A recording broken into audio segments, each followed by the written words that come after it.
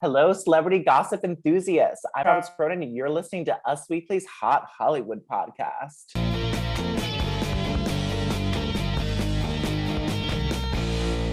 Today, I'm joined by my two lovely guest hosts, the woman with 1,000 wavy curls, Gwen Flamberg. I mean, right now it's not exactly 1,000, but I'm so happy to be here with you guys. Happy to have you. And Sarah, don't call me a ginger Huron, is also here. Hello. How are we? We are so good. Guys, we have some extra fun mess to dive into today. We have dueling yachts battling out in the south of France, a kid who's only washed when his parents see dirt, a man creeping on his sister-in-law's nudes, and a man squatting in a stadium. And don't worry, there's much, much more. We are going to start with our red robin spiciest story of the week. Coming to you from the spiciest, hottest singer in all of the lands, Miss Jennifer Lopez. She has gone both Instagram official and yacht official with her boyfriend, Ben Affleck. They, on Saturday, July 24th, were spotted on a yacht on the south of Monaco, kissing, making out at restaurants, on the French Riviera. And then J-Lo posted 3 photos of herself looking hotter than anyone has ever looked in their lives. And the third slide was her making out with Ben Affleck. How spicy were these photos, you guys? Beyond spicy, like the hottest of the week. I can't get over J-Lo's body, but more than that, the body language of those two kissing. This is goals. This is dreams. It was a picture that sparked 1,000 memes. It really did, including one that J-Lo liked on the Us Weekly Instagram. Shout out to us. No, I can't look away. Just when I think, okay, I get it, they're dating, we can move on. They post another picture or they're spotted and they're recreating the Jenny from the Block music video, and I need more. I'm dying to know if this is going to just be like the hottest summer fling of all time, or if this is endgame. Are these two going to last, or is this just this whirlwind romance? Either way, I can't look away, and I thank them so much for their service.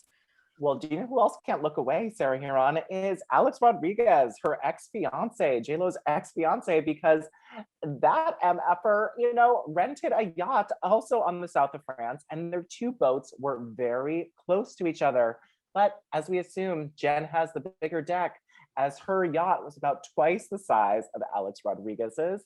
A source sort of cleared up this messy confusion for us, telling us that Alex and Jen had planned a getaway to the French Riviera for her 52nd birthday, and both of them decided to go. A-Rod was seen with Jesse James Decker and Eric Decker and a bunch of single-looking ladies on there, and of course, J-Lo and Ben were just a stone's throw away on their mega yacht. Sarah, what do you think of this messiness?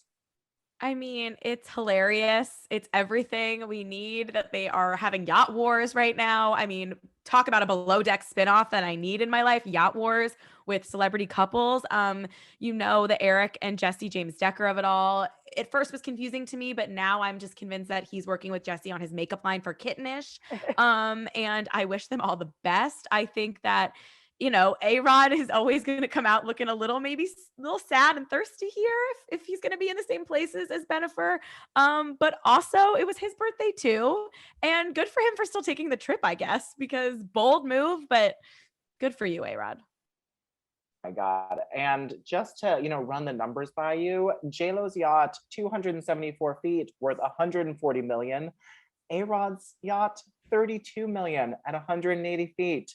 So, I think he's not looking good because of that either. But please, guys, keep it up. Keep following her around. I'll go on anyone's yacht, by the way. So good for you, both of you. And, J-Lo liked our Us Weekly photo, which was amazing. But A-Rod on J-Lo's birthday liked her Jennifer's sister, Lydia Lopez's picture. She shared a selfie. Linda Lopez. Sorry. Jennifer's sister, Linda Lopez, on Instagram shared a selfie of the 2 of them. And she captioned it, "My original BFF. I love you more than words can say. Not only are you the most fun and my ride or die, you light up the world." And then A-Rod liked that photo, which is sort of nice, but move on, bro. No, none of us are going to be able to move on until A-Rod or Jennifer Gardner, the other missing piece here, does a Vanity Fair cover story and reacts. Yep. That's what I need. Very, very fair. Well, I just love talking about this mess. The two mega yachts dueling and off the coast of Monaco with all these A-listers. Sign me up. I'll take two. Let's talk about our woes of the week. The story that just sent my co-hosts aghast, flying back to the wall, knocking them out of their socks, and made them just go, whoa. Sarah Huron, what made you go, whoa, this week? My woe this week is about Kelly Clarkson.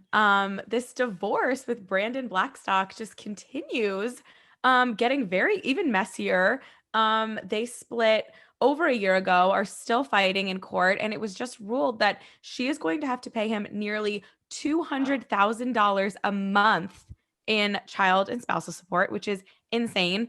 But my favorite thing about court documents is finding out how much people make every month. Yes. So, Gwen, do you know? Do you want to yes. guess? Gwen, how much do you think Kelly Clarkson makes per month? I'm going to go out on a limb and say per month she makes about, gosh, because she's doing that daytime It's pretty high. show. It's pretty high. Yeah. I'm gonna say like 650,000 Oh, more like $1.9 million a month. Yes, a month. I mean, I wish I had married her and was estranged. Seriously, I was shocked by that number. And you're right. The best part about court documents is finding out how much people make. And that's so much a month. It's so much a month. Like, I'll never forget reading about like Jana Kramer making like $600K or something a month. And I was like, in what world is Jana Kramer getting all this money? Nothing compared to Kelly Clarkson's $1.9 million. But I just like need this guy to take his money, whatever. But I feel as though it just makes me so sad. You think back to that American Idol performance when she was crying over what a great guy he was and how he wasn't like her dad singing piece by piece. Turns out he kind of sucks. So we need to get this divorce wrapped up and let free Kelly. Free Kelly. Let her bathe in all of her millions in peace. Gwen Flamberg, what made you go whoa this week? Oh my gosh, you guys, who has smelling salts? I still need them because have you seen those pictures of Adam Driver? No. Have you haven't. seen those? Are you kidding me? No. Sarah Karen. So Adam Driver is the new face of a Burberry men's fragrance. And in the ad, he basically is shirtless and runs with a horse into the water and then basically is like the hottest centaur ever. But like his body, I've always thought that Adam Driver was like sexy, sort of very unique looking, yet sexy. And I happen to have met him several times because we have friends in common and we go to the same New Year's Eve party every year. What? So I think that he is like the loveliest, nicest human being who is so engaged when you have a conversation with him. But now that I know what he looks like, shirtless, I don't know that I'm ever going to be able to look him in the eye again. I mean, I'm still kind of like, knocked me off the floor. I mean, fainting. He just looks so fabulous in that ad. Well, I like how that was less of a whoa and more of another sound of the week that I really liked. Adam Driver also just has so much surface area in those male boobies and shoulder area. There's like, it's a wide chest span happening there. If you're wow. suggesting that it was less of a whoa and more of an oh, you might be right, Travis. But this is a family podcast, so let's keep it clean. Yeah, but like the older family, the kids are asleep. All right, what made me go whoa this week? We're going to get into a lot of Benjamin stuff, but it was the comments that resurfaced from J-Lo talking about Ben Affleck's horrible back tattoo. This was from 2016 on Watch What Happens Live. You know, they drank, stuff gets said there. You know, Andy asked J-Lo about Ben's tattoo and she said, quote, "It's awful." I mean, I would tell him that. I would tell him like, "What are you doing?" And she says her main issue was design was it has, quote, "too many colors. His tattoos always have too many colors. They shouldn't be so colorful." You know what I mean? They should be like cooler. I don't know. And this was just straight facts, and it was just like amazing, candid, and sort of made me like their relationship a little bit more because, you know, she can like call him out on his like horrible tattoos and shit and all that kind of stuff. I kept seeing people posting because this clip has been resurfacing, obviously, in light of all of the Bennifer content. And everyone was like, so this is why he wore long sleeves on the yacht. Because in that picture where they're making out and she's in the hot bikini, he's in like a long, like 3/4 sleeve shirt. And it's clearly he's trying to hide that tattoo. That's horrible. Yes, we will not see shirtless making out pictures while J-Lo is in charge. I would also just like to really quickly note that Janet Kramer makes $166K a month. Her divorce was a $600,000 divorce. That's I got my numbers mixed up. I don't want anyone to think Janet Kramer's running around making over almost over $500,000 a month. Thank you for clarifying that. Stop sending your Venmo request to Jenna Kramer. Pick someone more wealthy. Pick Kelly Clarkson. Pick Kelly Clarkson. All right, let's jump into some news of the week. Let's move on to Paris Hilton. Is she pregnant? What do you guys think? Well, Page Six reported that she was pregnant. She's was wearing a dress that was maybe unflattering, I guess. Maybe she had lunch that day. I'm not sure. She's gorgeous and wildly thin. But she went on her podcast, This Is Paris, and says, I am not pregnant, not yet. I'm waiting till after my wedding. My dress is being made right now, so I want to make sure it looks gorgeous and fits perfectly. So definitely waiting on that part. She continued to say, one day I can't wait to have a little girl. I want to name her London. Oh. And she says, one day there will be mini Parises and mini Carterses, but not yet. Stay tuned for 2022. And this is interesting in itself, but I really want to know if you guys will be watching Cooking with Paris, the new Netflix show that is going to debut soon. Well, the best part of her quote from her This Is Paris podcast was, the only thing in my oven at this point is my lasagna. So I'm very excited to watch This Is Paris. I mean, the That's Hot of it all is perfect. And I also just loved, or not This Is Paris. What is it called?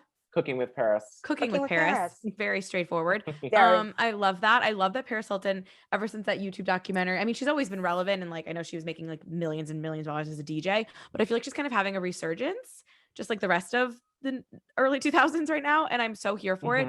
And she also told, I think, Entertainment Tonight, that she woke up to about 3,000 texts. All of my iPhones are blowing up, all 5 of them. People wishing me congratulations and are so happy with me. I heard from people I haven't heard in years. So Paris Hilton has 5 iPhones, was my biggest takeaway from this. She's not pregnant, but she's got 5 iPhones. This doesn't surprise me whatsoever. And I think that Cooking with Paris is going to be a hoot.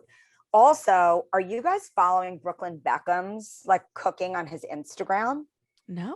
It's hilariously funny because he cooks the most simple things, such as bacon and egg on a roll.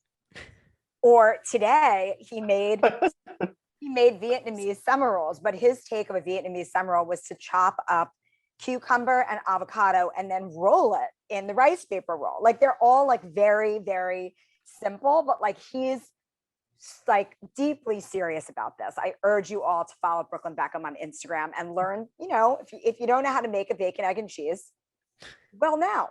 Wow. Well, I can't wait to see what I've been doing wrong all of this time. Thank you, Brooklyn Beckham, for that. All right, let's move on to a sort of really sad, complicated story. Simone Biles is leaving the USA gymnastics team. I was shocked. I think the whole country was shocked, probably even a lot of the world. Now, Simone was attempting an advanced vault known as the Anamar, which she'd executed perfectly in a previous competition. This move involves a back handspring with 2.5 twists in the air before landing, and it is a feat for the average Olympian, but when Biles nails it, she looks effortless. Now, on Tuesday, Biles said that it looks like she got lost somewhere on the air. The CNN analyst was saying that she landed on her knees and left the field close to tears. Minutes later, it came that she would not compete with her team. Now, this was a really, really tough thing to watch because we always see Simone as this larger than life, powerful girl who has overcome so much. She was in foster care. She was sexually abused by her gymnastics coach. She has been through a lot of things and is such a fighter. But this landing just really took her out of the competition, and it is a really sad thing to watch.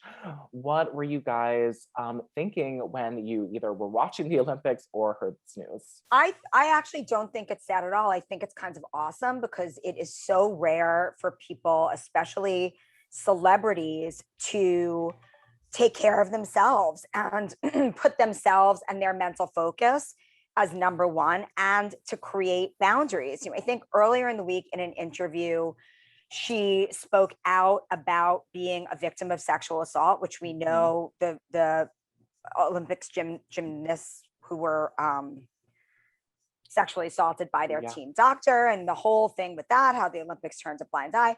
Anyway, every media outlet picked up on it. I doubt when she said this in an interview that she thought that it was going to be like kind of almost take over the story of the Olympics. But what Simone Biles does for a living, if her head is not in the game, one wrong move and she could break her neck, let alone just like break a toe or an ankle. And I think that it was very courageous and brave of her to come forward and say, I need a mental break from this. So I love Simone Biles. And I think that this was as much winning as winning a gold medal would have been. Sarah, did you have thoughts? It was a really tragic day for Team USA. Yeah, I mean, I think it is sad. I think that, the Larry Nassar of it all is just will never not be one of the most upsetting, not only sports stories, but just in general stories. I think he's a monster. And when she kind of, said that she felt like she had to maybe, or it pushed her to do another Olympics because she's older, on the older side for gymnastics at 24, which is, insane, but that's a wild sport.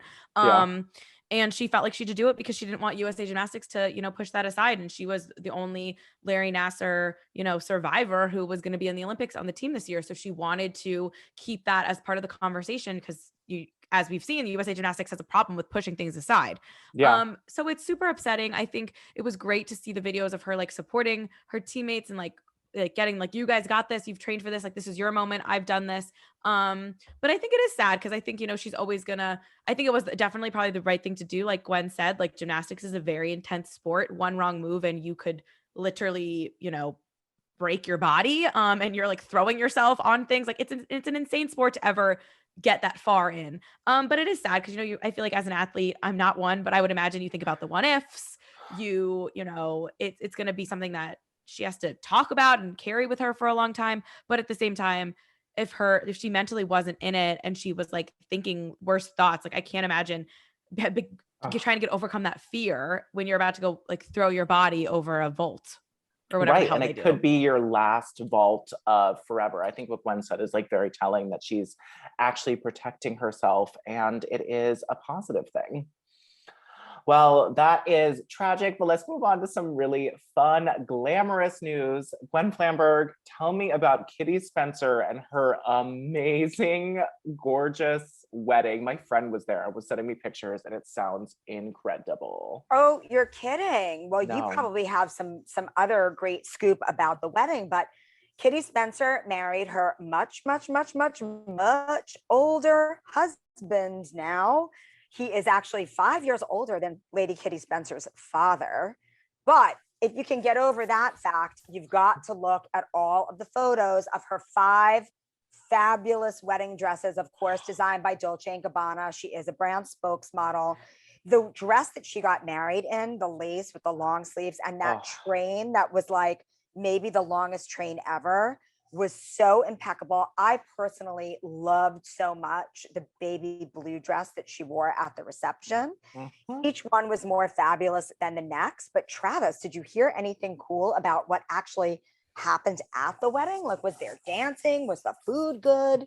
So it was very, like, my friend told me, I'm supposed to be getting more details later, but he told me it was like very sort of like rigid, royal, formal for like everything. It like felt like a royal wedding. It was everyone on their best behavior, very dignified. Well, she is in the royal family. I mean, for those who don't know, Lady Diana's niece. Right, she is the daughter of Lady Diana's brother, right? Yes, she is. Right. So it was a royal wedding, but was there a fun reception the way that like Meghan and Harry had the fun reception? Is that what she wore the baby blue dress for? That's what she wore the baby blue dress for. He said it was like super, super fun. It went super, super late until like 2 a.m. Everyone was dancing for like a long time. but it was just glamour incarnate.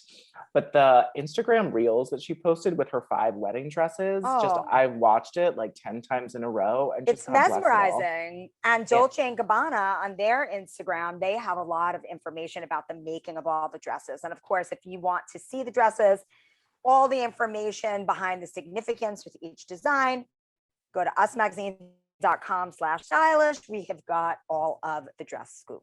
Yes, go to that for the shameless plug. And the shameless plug coming up for Sarah here for the Right Reasons podcast. Tell us about Tyler C and his book revelations. Lots going on in Bachelor Nation this week. As always, Katie's season is winding down, but the drama is winding up. Tyler Cameron's book came out. You Deserve Better.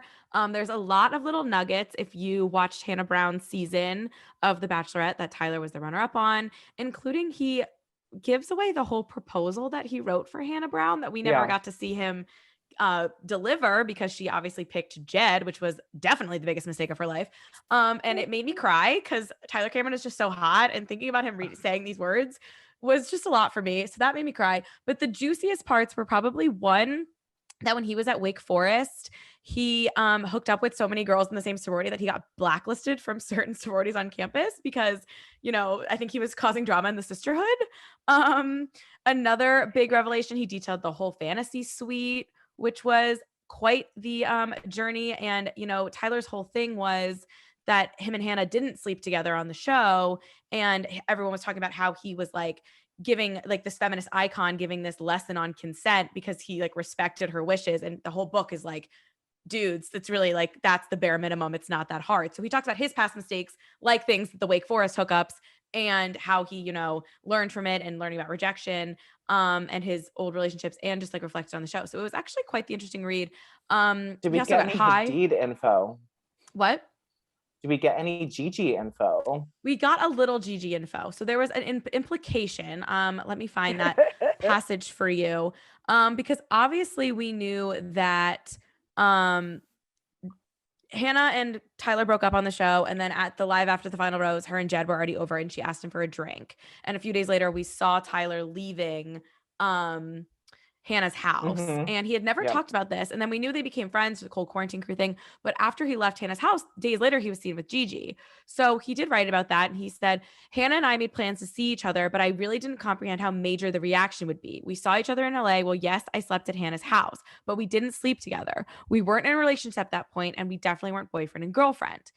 He said, but I still put Hannah in a tough position. He wrote, seemingly referring to Gigi Hadid, saying he was seen with another girl days later. That's one thing I feel very sorry for. If I could go back and do it all again, I would have handled it differently. My communication would have been better. So it was more so framed as the like he regrets, going out with Gigi Hadid. Yeah, but no name dropping. We still don't know why he was at that funeral for her grandma for them to break up a day later. But Gigi's back with Zayn and had the baby. So I think maybe I don't know if Tyler ever really comprehended his moment with Gigi in the spotlight there. Fair enough. Well, God, looking at pictures of him just makes everyone's days brighter. You can say that again. Facts. Well, let's go to maybe the most hated lady on Instagram right now, Jamie Lynn Spears. And the thing with her husband this week is wild. So Britney Spears fans are lighting up social media after calling Jamie Lynn Spears' husband out because he was caught red-handed gawking at Britney Spears' topless Instagram post. This man's name is also Jamie Watson. And he can be seen in an image posted by Jamie Lynn on social media, looking at the photo of Britney topless. Jamie Lynn's post said, "Kindness. Do you know what really turns me on? What I find incredibly sexy? Kindness." That was Britney's caption on her topless photo. And then, of course, people zoomed in and found that he was looking at topless pictures of his wife's sister, and it was just really, really strange. Now, this moment comes right after Jamie Lynn attempted to defend herself against critics who were slamming her because Britney allegedly bought her a condo in Florida. Jamie Lynn responded, "I don't own a condo, and I can assure you that no one has ever bought me a place on the beach. I prefer my beach vacations at the Ritz anyway. Simple facts. Y'all need to stop reaching." Jamie Lynn, of course, disabled these comments. I mean, where to begin here? The mess that is Jamie Lynn Spears. What do you guys think? I just still can't get over this, the sad of it all. Like, it's just so crazy to me. The story gets crazier and crazier and crazier. But it, it all makes a lot more sense now. Brittany, Yeah, fair enough. I agree. I think it's so the Jamie Lynn Spears of it all. I think I said this last week. It's fascinating to me, but just like knowing that, I mean, like Jamie Lynn Spears and Jamie Watson like are just normal people. I mean, I know she's like an actress and stuff, but like they're on this vacation home and they're also looking at Britney's posts and trying to figure out like what's going on. I mean, they know more than we do, obviously, but like, do you think he walks into the room and he's like, JL, she just posted a topless photo? Like, do you think like they talk about it, or do you think she didn't realize he was looking at her Instagram? Like, it's kind of bizarre.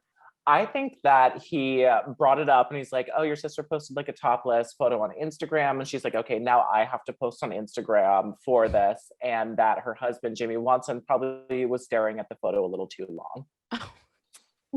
That is my wild speculation about what is happening in that photo. Well, we know that Britney's lawyer has done more in 3 weeks for her. The new lawyer has done more in 3 weeks than her other court-appointed lawyer did in 13 or however many years. And they did name the person that they would like to take over for Jamie as the conservator. And from what I understand, his plan is to try to get Jamie to step down before they end the conservatorship. So they're kind of going that direction of let's replace him, get him out, and then maybe try to end it. So I'm happy that there's been like movement in the case, but I don't think the hearing's till December. Yeah, it is not for December, but I am so glad that she finally got it into the court. Take away my dad, give it to somebody else. It is moving in the right direction. Fingers crossed. Fingers crossed. Now I'm excited to hear Gwen's theory about this story. Well, both of yours. The Duchess Fergie, not of the Black Eyed Peas, the real Duchess Fergie. The Crown apparently turned her down to being a royal advisor on the show. She told Town and Country on their most recent digital cover, she says, hello, where is Fergie? And then she said she emailed the executive producer, Andy Harries, and she said, I said to him, why can't I help my character? And she told Us Weekly earlier this year that The Crown was filmed beautifully, the cinematography was excellent, and that she watched and loved the show. Now, tell me why on earth, when you're the executive producer of The Crown and Duchess Fergie, Princess Diana's best friend and member of the royal family, you're like, nah, sis, we're fine. Maybe because she is a little scorned and they didn't trust her. Yeah, I think also she's a wild card. She's just a real wild card. And I think that, showrunners, they need everything to kind of be very together. They can't be worrying about, are they getting truthful information? Are they going to have to go back and try to back report it and get sourcing on it to make sure that it's for real? So that's my thought process. Okay, that opens up a little insight. First, I thought they were just cuckoo bananas crazy people, but that seems a little fun. Well, let's move on to sink or ship, guys.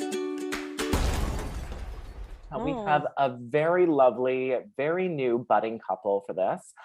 We have Kanye West and the stadium he's currently living in. The stadium's name has been identified as Atlanta's Mercedes-Benz Stadium.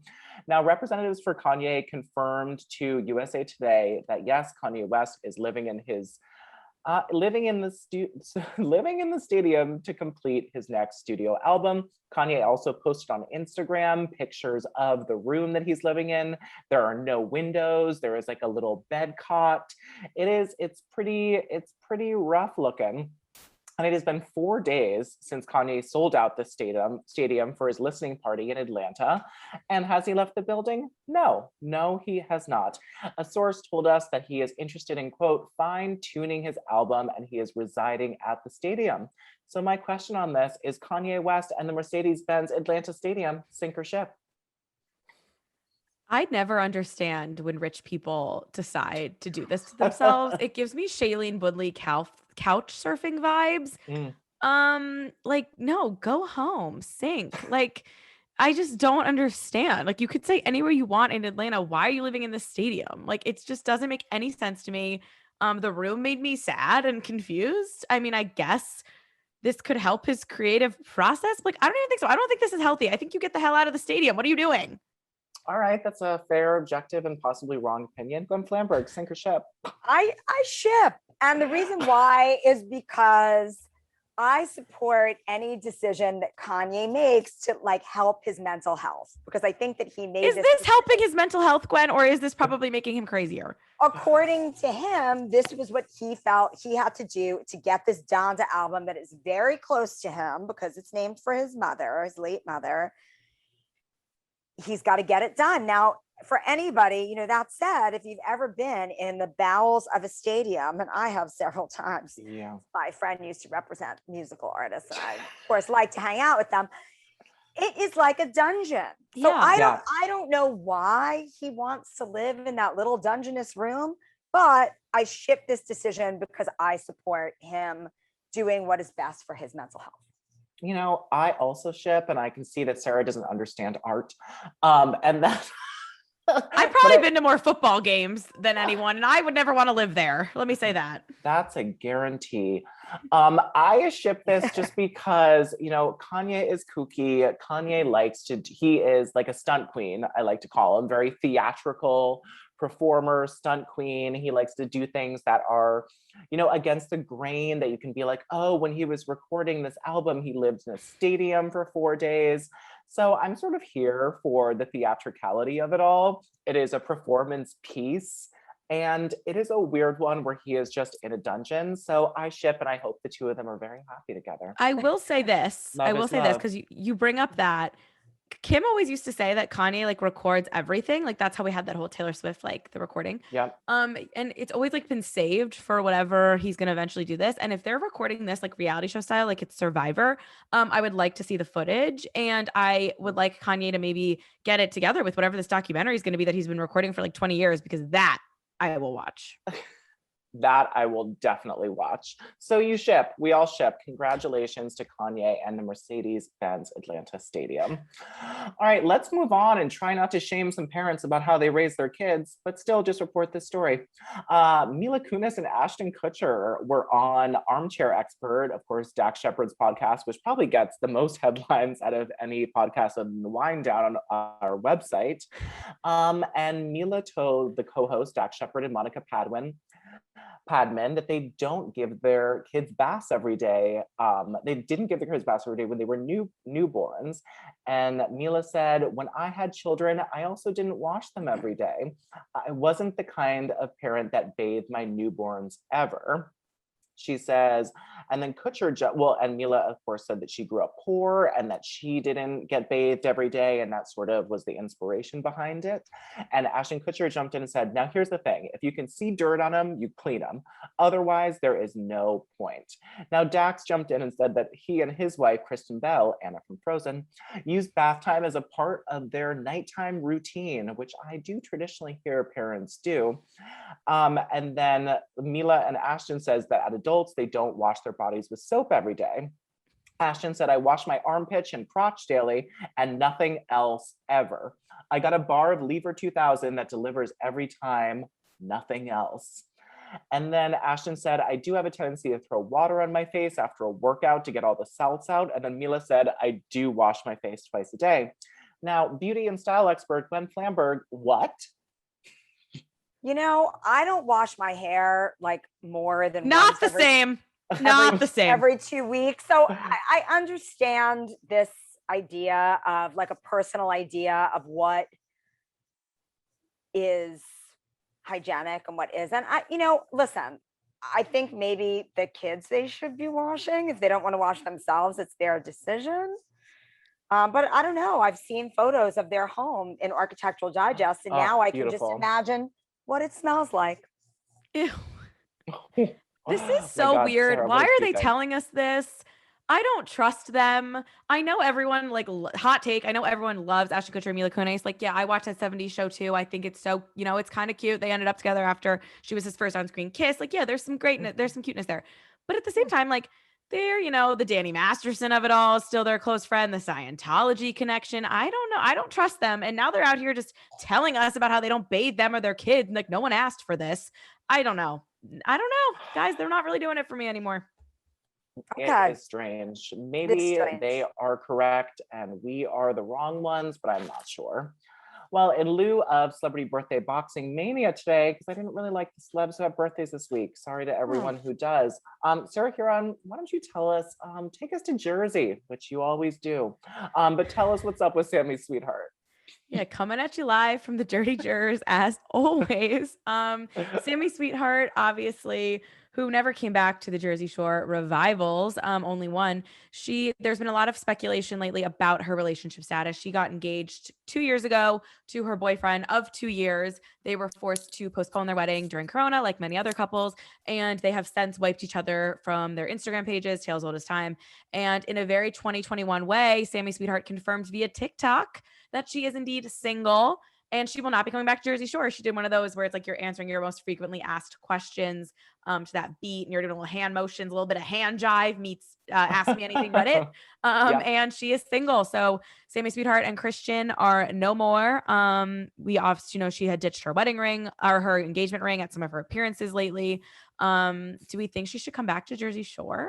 I know she said she wouldn't, but I definitely think she should. She is single now, and go to the Jersey Shore, make out with people. I love people fresh off a breakup for reality television. They're perfect. agreed. Gym Tan Laundry. Never Gym dies. Tam Laundry. And before we go, if you want to see the most lovely pictures of the week, Issa Rae's wedding, go to usmagazine.com/stylish. I have never seen a more beautiful bride. Kitty Spencer looked regal, but Issa looked like a goddess. Yeah, she was in a princess dress designed by Vera Wang with Chantilly lace, and she changed into a shorter, more little A-line number for the reception. What really got me for this wedding that she had in Cape Saint Jean Cap Ferrat was that ponytail. That ponytail by her hairstylist, Felicia Leatherwood, just absolutely magnificent, long, curly ponytail. Like beautiful. To have a sleek yet voluminous in the back, long, curly ponytail. I mean, absolute heaven. It's what I will be wearing on hot summer nights. Oh, perfect. We ship Issa and her ponytail. All right. Well, thank you so much to my hosts, Sarah and Gwen, for helping me spill all this piping hot celebrity this week. This is Travis Corona, Us Weekly's Hot Hollywood podcast with your weekly peek into the glamour, glitter, fashion, fame of your favorite celebrities. After all, let's see if we can say this together this week. They're just like us. Wow, still tragic. Come back next week to see if we get it better. Thank you all.